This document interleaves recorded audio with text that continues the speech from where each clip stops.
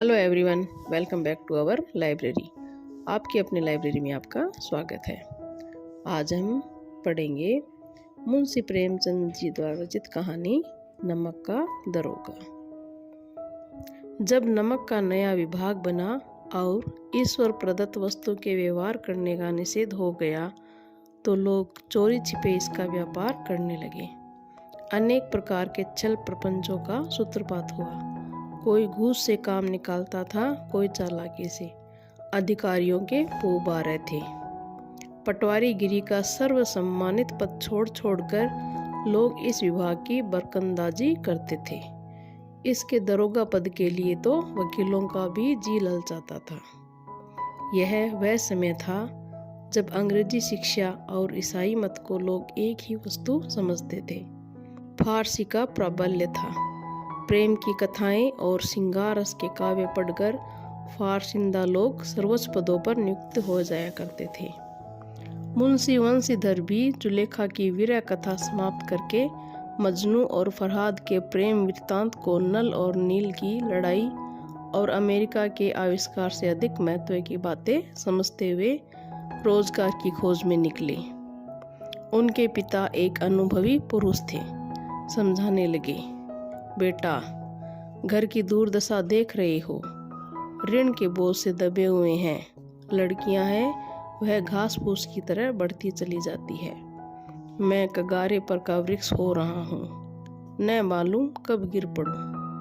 अब तुम ही घर के मालिक मुख्तार हो।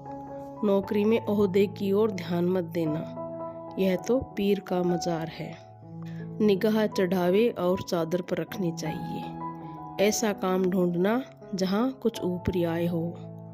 मासिक वेतन तो पूर्णमासी का चांद है जो एक दिन दिखाई देता है और घटते घटते लुप्त हो जाता है। ऊपरी आय बहता हुआ स्रोत है जिससे सदैव प्यास बुझती है।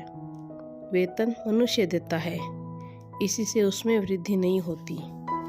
ऊपरी आमदनी ईश्वर देता है, इसी से उसकी बरकत होती है। तुम स्वयं विद्वान हो, तुम्हें क्या समझाऊं। इस विषय में विवेक की बड़ी आवश्यकता है। मनुष्य को देखो, उसकी आवश्यकता को देखो और अवसर को देखो। उसके उपरांत जो उचित समझो करो।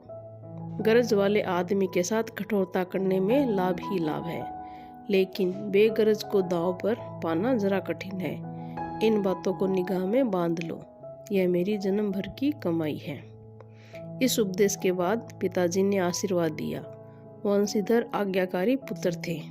ये बातें ध्यान से सुनी और तब घर से चल खड़े हुए। इस विस्तृत संसार में उनके लिए धैर्य अपना मित्र, बुद्धि अपनी पथ प्रदर्शक और आत्मा अवलंबन ही अपना सहायक था। लेकिन अच्छे शकुन से चले थे। जाते ही जाते नमक विभाग के दरोगा पद पर प्रतिष्ठित हो गए। वेतन अच्छा और ऊपरी आय का तो ठिकाना ही न था। वृद्ध मुंशी जी को सुख संवाद मिला तो फूले न समाए। महाजन कुछ नरम पड़े। कलवार की आशालता लहलहाई। पड़ोसियों के हृदय में सूल उठने लगे। जाड़े के दिन थे और रात का समय। नमक के सिपाही चौकीदार नशे में मस्त थे। मुंशी वंशीधर को यहाँ आए अभी 6 महीनों से अधिक न हुए थे, लेकिन इस थोड़े समय में ही उन्होंने अपनी कार्यकुशलता और उत्तम आचार से अफसरों को मोहित कर लिया था। अफसर लोग उन पर बहुत विश्वास करने लगे। नमक के दफ्तर से 1 मील पूर्व की ओर जमुना बहती थी। उस पर नावों का एक पुल बना हुआ था। दरोगा जी किवाड़ बंद किए मीठी नींद सो रहे थे। अचानक आंख खुली तो नदी के प्रवाह की जगह गाड़ियों की गड़गड़ाहट तथा मल्लाहों का कोलाहल सुनाई दिया। उठ बैठे। इतनी रात गई गाड़ियां क्यों नदी के पार जाती है? अवश्य कुछ न कुछ गोलमाल है। तर्क ने भ्रम को पुष्ट किया। वर्दी पहनी, तमचा जेब में रखा और बात की बात में घोड़ा बढ़ाए हुए पुल पर आ पहुंचे। गाड़ियों की एक लंबी कतार पुल के पार जाती दिखी। डांट कर पूछा, किसकी गाड़ियां हैं? थोड़ी देर तक सन्नाटा रहा। आदमियों में कुछ कानाफूसी हुई। तब आगे वाले ने कहा, पंडित अलोपीदीन की। कौन पंडित अलोपीदीन? दांतागज के मुंशी वंशीधर चौंकी। पंडित अलोपीदीन इस इलाके के सबसे प्रतिष्ठित जमींदार थे। लाखों रुपये का लेन देन करते थे। इधर छोटे से बड़े कौन ऐसे थे जो उनके ऋणी न हो। व्यापार भी लंबा चौड़ा था। बड़े चलते पुरजे आदमी थे। अंग्रेज अफसर उनके इलाके में शिकार खेलने आते और उनके मेहमान होते। 12 माह सदाव्रत चलता था। मुंशी जी ने पूछा, गाड़ियाँ कहाँ जाएगी? उत्तर मिला, कानपुर। लेकिन इस प्रश्न पर कि इनमें क्या है, सन्नाटा छा गया। दरोगा साहब का संदेह और भी बढ़ा। कुछ देर तक उत्तर की बाट देखकर वह जोर से बोली, क्या तुम सब गूंगे हो गए हो? हम पूछते हैं इनमें क्या लदा है। जब इस बार भी कोई उत्तर न मिला तो उन्होंने घोड़े को एक गाड़ी से मिलाकर बोरे को टटोला। भ्रम दूर हो गया। यह नमक के ढेले थे। पंडित अलोपीदीन अपने सजीले रथ पर सवार कुछ सोते कुछ जागते चले आते थे। अचानक कई गाड़ीवानों ने घबराए हुए आकर जगाया और बोले, महाराज, दरोगा ने गाड़ियां रोक दी है और घाट पर खड़े आपको बुलाते हैं। पंडित अलोपीदीन का लक्ष्मी जी पर अखंड विश्वास था। वह कहा करते थे कि संसार का तो कहना ही क्या, स्वर्ग में भी लक्ष्मी का ही राज्य है। उनका यह कहना यथार्थी था। न्याय और नीति सब लक्ष्मी के ही खिलौने हैं। इन्हें वह जैसे चाहती है नचाती है। लेटे ही लेटे गर्व से बोली, चलो हम आते हैं। यह कहकर पंडित जी ने बड़ी निश्चिंतता से पान की बीड़े लगाकर खाई। फिर लिहाफ ओढ़े हुए दरोगा के पास आकर बोले, बाबूजी, आशीर्वाद। कहिए, हमसे कौन सा अपराध हुआ कि गाड़ियां रोक दी गई हैं? हम ब्राह्मणों पर तो आपकी कृपा दृष्टि रहनी चाहिए। बंशीधर रुखाई से बोले, सरकारी हुक्म। पंडित अलोपीदीन ने हंसकर कहा, हम सरकारी हुक्म को नहीं जानते और न सरकार को। हमारी सरकार तो आप ही है। हमारा और आपका तो घर का मामला है। हम कभी आपसे बाहर हो सकते हैं? आपने व्यर्थ का कष्ट उठाया। यह तो नहीं हो सकता कि इधर से जाएं और इस घाट के देवता को भेंट न चढ़ावें। मैं तो आपकी सेवा में स्वयं ही आ रहा था। बंशीधर पर ऐश्वर्य की मोहिनी वंशी का कुछ प्रभाव न पड़ा। ईमानदारी की नई उमंग थी। कड़क कर बोले, हम उन नमक हरामों में नहीं जो कौड़ियों पर अपना ईमान बेचते फिरते हैं। आप इस समय हिरासत में हैं। आपका कायदे के अनुसार चालान होगा। बस मुझे अधिक बातों की फुर्सत नहीं है। जमादार बदलुसियाँ, तुम इन्हें हिरासत में ले चलो, मैं हुक्म देता हूँ। पंडित अलोपीदीन स्तंभित हो गए। गाड़ीवानों में हलचल मच गई। पंडित जी के जीवन में कदाचित यह पहला ही अवसर था कि पंडित जी को यह ऐसी कठोर बातें सुननी पड़ी। बदलू सिंह आगे बढ़ा, किंतु रोब के मारे यह साहस न हुआ कि उनका हाथ पकड़ सके। पंडित जी ने धर्म को धन का ऐसा निरादर करते कभी न देखा था। विचार किया, यह अभी उद्दंड लड़का है, माया मोह के जाल में अभी नहीं पड़ा, अल्हड़ है, झिझकता है। बहुत दीन भाव से बोले, बाबू साहब, ऐसा न कीजिए, हम मिट जाएंगे, इज्जत धूल में मिल जाएगी। हमारा अपमान करने से आपके हाथ क्या आएगा? हम किसी तरह आपसे बाहर थोड़े ही हैं। वंशीधर ने कठोर स्वर में कहा, हम ऐसी बातें नहीं सुनना चाहते। अलोपीदीन ने जिस सहारे को चट्टान समझ रखा था वह पैरों के नीचे से खिसकता हुआ मालूम हुआ। स्वाभिमान और धन ऐश्वर्य को कड़ी चोट लगी, किंतु अभी तक धन की सांख्यिकी शक्ति का पूरा भरोसा था। अपने मुख्तार से बोले, लाला जी, 1000 के नोट बाबू साहब को भेंट करो। आप इस समय भूखे सिंह हो रहे हैं। वंशीधर ने गर्म होकर कहा, 1000 नहीं, 1,00,000 भी मुझे सच्चे मार्ग से नहीं हटा सकते। धर्म की ऐसी बुद्धिहीन दृढ़ता और देव दुर्लभ त्याग पर मन बहुत झुंझलाया। अब दोनों शक्तियों में संग्राम होने लगा। धन ने उछल उछल कर आक्रमण करने शुरू किए। 1 से 5, 5 से 10, 10 से 15 और 15 से 20,000 तक नौबत पहुंची। किंतु धर्म अलौकिक वीरता के साथ इस बहुसंख्यक सेना के सम्मुख अकेला पर्वत की भांति अटल अविचलित खड़ा था। अलोपीदीन निराश होकर बोले, अब इससे अधिक मेरा साहस नहीं, आगे आपको अधिकार है। वंशीधर ने अपने जमादार को ललकारा। बदलू सिंह मन में दरोगा जी को गालियां देता हुआ पंडित अलोपीदीन की ओर बढ़ा। पंडित घबराकर 2-3 कदम पीछे हट गए। अत्यंत दीनता से बोले, बाबू साहब, ईश्वर के लिए मुझ पर दया कीजिए। मैं 25,000 पर निपटारा करने को तैयार हूँ। असंभव बात है। 30,000 पर किसी तरह भी संभव नहीं। क्या 40,000 पर भी नहीं? 40,000 नहीं, 40 लाख पर भी असंभव है। बदलू सिंह, इस आदमी को अभी हिरासत में ले लो। अब मैं एक शब्द भी नहीं सुनना चाहता। धर्म ने धन को पैरों तले कुचल डाला। अलोपीदीन ने एक हष्ट पुष्ट मनुष्य को हथकड़ियां लिए हुए अपनी ओर आते देखा। चारों ओर निराश और कातर दृष्टि से देखने लगे। इसके बाद एकाएक मूर्छित होकर गिर पड़े। दुनिया सोती थी, पर दुनिया की जीभ जागती थी। सवेरे देखिए तो बालक वृद्ध सबके मुंह से यही बात सुनाई देती थी। जिसे देखिए वही पंडित जी के इस व्यवहार पर टीका टिप्पणी कर रहा था। निंदा की बौछारें हो रही थी। मानो संसार से अब पापी का पाप कट गया। पानी को दूध के नाम से बेचने वाला ग्वाला, कल्पित रोजनामच्चे भरने वाले अधिकारी वर्ग, रेल में बिना टिकट सफर करने वाले बाबू लोग, जाली दस्तावेज बनाने वाले सेठ और साहूकार, यह सब के सब देवताओं की भांति गर्दनें चला रहे थे। जब दूसरे दिन पंडित अलोपीदीन अभ्युक्त होकर कांस्टेबलों के साथ हाथों में हथकड़ियां, हृदय में ग्लानि और क्षोभ भरे, लज्जा से गर्दन झुकाई अदालत की तरफ चले तो सारे शहर में हलचल मच गई। मेलों में कदाचित आंखें इतनी व्यग्र न होती होगी। भीड़ के मारे छत और दीवार में कोई भेद न रहा। किंतु अदालत में पहुंचने की देर थी।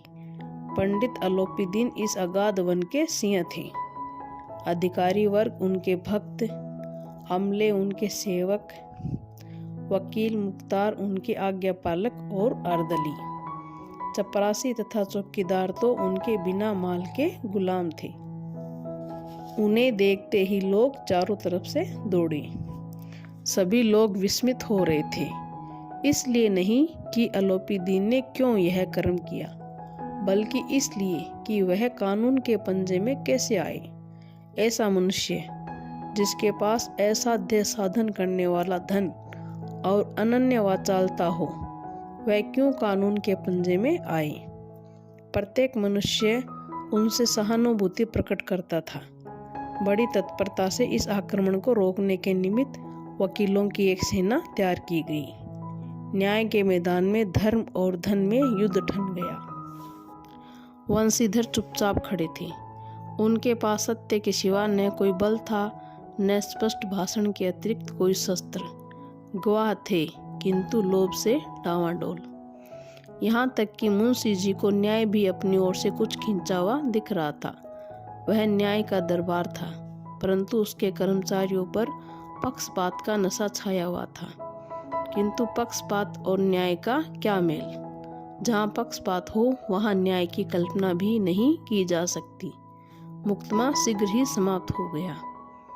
डिप्टी मजिस्ट्रेट ने अपनी तजवीज़ में लिखा, पंडित अलोपीदीन के विरुद्ध दिए गए प्रमाण निर्मूल और भ्रमात्मक है। वह एक बड़े भारी आदमी है। यह बात कल्पना के बाहर है कि उन्होंने थोड़े लाभ के लिए ऐसा दुस्साहस किया हो। यद्यपि नमक के दरोगा मुंशी वंशीधर का अधिक दोष नहीं है, लेकिन यह बड़े खेद की बात है कि उसकी उद्दंडता और विचारहीनता के कारण एक भले मानुष को कष्ट झेलना पड़ा। हम प्रसन्न है कि वह अपने काम में सजग और सचेत रहता है, किंतु नमक से मुक्तमय की बढ़ी हुई नमक हलाली ने उसके विवेक और बुद्धि को भ्रष्ट कर दिया। भविष्य में उसे होशियार रहना चाहिए। वकीलों ने यह फैसला सुना और उछल पड़े। पंडित अलोपीदीन मुस्कुराते हुए बाहर निकले। स्वजन बांधुओं ने रुपयों की लूट की। उदारता का सागर उमड़ पड़ा। उसकी लहरों ने अदालत की नींव तक हिला दी। जब वंशीधर बाहर निकले तो चारों ओर से उनके ऊपर व्यंग्यवाणों की वर्षा होने लगी। चपरासियों ने झुक झुक कर सलाम किए, किंतु इस समय एक एक कटु वाक्य, एक एक संकेत उनकी गर्वांगिनी को प्रज्वलित कर रहा था। कदाचित इस मुकदमे में सफल होकर वह इस तरह करते हुए न चलते। आज उन्हें संसार का एक खेदजनक विचित्र अनुभव हुआ। न्याय और विद्वता, लंबी चौड़ी उपाधियां, बड़ी बड़ी दाढ़ियां और ढीले चोंगे एक भी सच्चे आदर के पात्र नहीं है। वंशीधर ने धन से बेर मोल लिया था। उसका मूल्य चुकाना अनिवार्य था। कठिनता से 1 सप्ताह बीता होगा कि मुअत्तली का परवाना आ पहुंचा। कार्यपरायणता का दंड मिला। बेचारे भग्न हृदय, शोक और खेद से व्यथित घर को चले। बूढ़े मुंशी जी तो पहले से ही कुड़बुड़ा रहे थे कि चलते चलते इस लड़के को समझाया था, लेकिन इसने एक न सुनी। सब मनमानी करता है।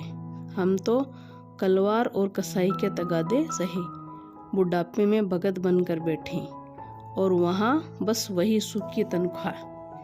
हमने भी तो नौकरी की है और कोई ओहदेदार नहीं थे, लेकिन काम किया, दिल खोल कर किया, और आप ईमानदार बनने चले हैं। घर में चाहे अंधेरा हो, मस्जिद में अवश्य दिया जलाएंगे। खेद ऐसी समझ पर। पढ़ना लिखना सब अकारत गया। इसके थोड़े ही दिनों बाद जब मुंशी वंशीधर इस दुरावस्था में घर पहुंचे और बूढ़े पिताजी ने समाचार सुना तो सिर पीट लिया। बोले, जी चाहता है कि तुम्हारा और अपना सिर फोड़ लूं। बहुत देर तक पछता पछता कर हाथ मलते रहे। क्रोध में कुछ कठोर बातें भी कही, और यदि वंशीधर वहां से टल न जाते तो अवश्य ही यह क्रोध विकट रूप धारण करता। वृद्धा माता को भी दुख हुआ। जगन्नाथ और रामेश्वर यात्रा की कामनाएं मिट्टी में मिल गई। पत्नी ने तो कई दिनों तक सीधे मुंह से बात भी नहीं की। इसी प्रकार 1 सप्ताह बीत गया। संध्या का समय था। बूढ़े मुंशी जी बैठे राम नाम की माला जप रहे थे। इसी समय उनके द्वार पर सजा हुआ रथ आकर रुका। हरे और गुलाबी पर्दे, पछइये बैलों की जोड़ी, उनकी गर्दनों में नीले तागे, सींगे पीतल से जड़ी हुई। कई नौकर लाठियां कंधों पर रखे साथ थे। मुंशी जी अगवानी को दौड़े। देखा तो पंडित अलोपीदीन है। झुककर दंडवत की ओर लल्लो चप्पो की बातें करने लगी। हमारा भाग्य उदय हुआ जो आपके चरण इस द्वार पर आए। आप हमारे पूज्य देवता हैं। आपको कौन सा मुंह दिखावें। मुंह में तो कालिक लगी हुई है, किंतु क्या करें, लड़का अभागा कपूत है। नहीं तो आपसे क्यों मुंह छिपाना पड़ता।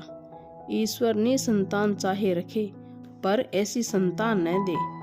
अलोपीदीन ने कहा, नहीं भाई साहब, ऐसा न कहिए। मुंशी जी ने चकित होकर कहा, ऐसी संतान को और क्या कहूँ। अलोपीदीन ने वात्सल्यपूर्ण स्वर में कहा, कुल तिलक और पुरुषों की कीर्ति उज्जवल करने वाले संसार में ऐसे कितने धर्मपरायण मनुष्य हैं जो धर्म पर अपना सब कुछ अर्पण कर सके। पंडित अलोपीदीन ने वंशीधर से कहा, दरोगा जी, इसे खुशामद न समझिए। खुशामद करने के लिए मुझे इतना कष्ट उठाने की जरूरत न थी। उस रात को आपने अपने अधिकार बल से मुझे अपनी हिरासत में लिया था, किंतु आज मैं स्वेच्छा से आपकी हिरासत में हूँ। मैंने हजारों रईस और अमीर देखे, हजारों उच्च पदाधिकारियों से काम पड़ा, किंतु मुझे परास्त किया तो आपने। मैंने सबको अपना और अपने धन का गुलाम बनाकर छोड़ दिया। मुझे आज्ञा दीजिए कि आपसे कुछ विनय करूं। वंशीधर ने अलोपीदीन को आते देखा तो उठकर सत्कार किया, किंतु स्वाभिमान सहित। समझ गए कि यह मास्य मुझे लज्जित करने और जलाने आए हैं। क्षमा प्रार्थना कर चेष्टा नहीं की, वरन उन्हें अपने पिता की यह ठकुर स्वाति की बात ऐसी प्रतीत हुई। पर पंडित जी की बातें सुनी तो मन की मेल मिट गई। पंडित जी की ओर उड़ती हुई दृष्टि से देखा, सद्भाव झलक रहा था। गर्व ने अब लज्जा के सामने सिर झुका दिया। शर्माते हुए बोली, यह आपकी उदारता है जो ऐसा कहते हैं। मुझसे जो कुछ अविन्य हुई है उसे क्षमा कीजिए। मैं धर्म की बेड़ी में जकड़ा हुआ था, नहीं तो वैसे मैं आपका दास हूँ। जो आज्ञा होगी वह मेरे सिर माथे पर। अलोपीदीन ने विनीत भाव से कहा, नदी तट पर आपने मेरी प्रार्थना नहीं स्वीकार की थी, किंतु आज स्वीकार करनी पड़ेगी। वंशीधर बोले, मैं किस योग्य हूँ, किंतु जो कुछ सेवा मुझसे हो सकती है उसमें त्रुटि न होगी। अलोपीदीन ने एक स्टाम्प लगा हुआ पत्र निकाला और उसे वंशीधर के सामने रखकर बोले, इस पद को स्वीकार कीजिए और अपने हस्ताक्षर कर दीजिए। मैं ब्राह्मण हूँ, जब तक यह सवाल पूरा न कीजिएगा द्वार से न हटूंगा। मुंशी वंशीधर ने उस कागज को पढ़ा तो कृतज्ञता से आंखों में आंसू भर आए। पंडित अलोपीदीन ने उनको अपनी सारी जायदाद का स्थायी मैनेजर नियुक्त किया था। 6000 वार्षिक वेतन के अतिरिक्त रोजाना खर्च अलग, सवारी के लिए घोड़े, रहने को बंगला, नौकर चाकर मुफ्त। कंपित स्वर में बोले, मुझ में इतनी सामर्थ्य नहीं है कि आपकी उदारता की प्रशंसा कर सकूं, किंतु मैं ऐसे उच्च पद के योग्य नहीं हूँ। अलोपीदीन हंसकर बोले, मुझे इस समय एक अयोग्य मनुष्य की ही जरूरत है। वंशीधर ने गंभीर भाव से कहा, यो मैं आपका दास हूँ। आप जैसे कीर्तिवान सज्जन पुरुष की सेवा करना मेरे लिए सौभाग्य की बात है, किंतु मुझमें न विद्या है, न बुद्धि है, न वह स्वभाव जो इन त्रुटियों की पूर्ति कर देता है। ऐसे महान कार्य के लिए एक बड़े मर्मज्ञ अनुभवी मनुष्य की जरूरत है। अलोपीदीन ने कलमदान से कलम निकाली और उसे वंशीधर के हाथ में देकर बोले, न मुझे विद्वता की चाह है, न अनुभव की, न मर्मज्ञता की, न कार्य कुशलता की। इन गुणों के महत्व का परिचय खूब पा चुका हूँ। अब सौभाग्य और सुअवसर ने मुझे वह मोती दे दिया है जिसके सामने योग्यता और विद्वता की चमक फीकी पड़ जाती है। यह कलम लीजिए, अधिक सोच विचार न कीजिए, दस्तखत कर दीजिए। परमात्मा से यही प्रार्थना है कि वह आपको सदैव वही नदी के किनारे वाला बेमुरवत, उद्दंड, कठोर परंतु धर्मनिष्ठ दरोगा बनाए रखे। वंशीधर की आंखें डबडबाई। हृदय के संकुचित पात्र में इतना एहसान न समा सका। एक बार फिर पंडित जी की ओर भक्ति और श्रद्धा की दृष्टि से देखा और कांपते हुए हाथ से मैनेजरी के कागज पर हस्ताक्षर कर दिए। अलोपीदीन ने प्रफुल्लित होकर उन्हें गले लगा लिया।